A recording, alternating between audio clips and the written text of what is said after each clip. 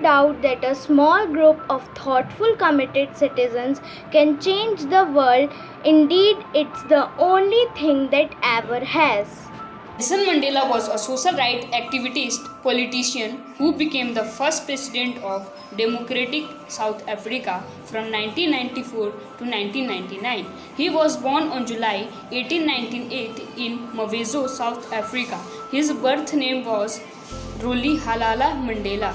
He went to become the first in his family to attend school. It was at school that his teacher gave him new name of Nelson Mandela, his earlier name being Rohilya Mandela. This is when he learnt about African history and that the peace which dwelt there was second by the arrival of whites and their colonizations. He was upset when the main speaker at the event spoke sadly about how the Africans were living as slaves in their own land. At that time, though Mandela did not understand the significance of Chief's word in later year, he recalled it when he fought for the freedom of his people. He also enrolled for a law course. In 1942, he joined the African National Congress and formed a group within it called the African National Youth League.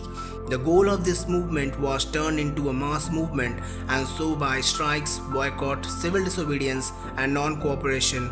For 20 years, he headed this movement, and in 1956, he with 150 others were arrested and charged with treason. A breakaway group called Pan-Africanist came up, and the parent body soon lost importance and remained there till 1990. And during this time, he lost faith in non-violence method he had advocated. He earned his law degree there and even initiated a number of movements against apartheid. Soon a clamor among the world leaders to realize him came up, and the African government even tries to kill him in an encounter, but that was foiled. He was awarded the Nobel Peace Prize for his effort against apartheid and was considered an important political entity till his death in 2013. Education is the most powerful weapon which you can use to change the world. I, Nikhil Kumar of class 10th, Nelson Mandela International Day. Nelson Mandela International Day, also known as Mandela Day, is held on July 18 every year.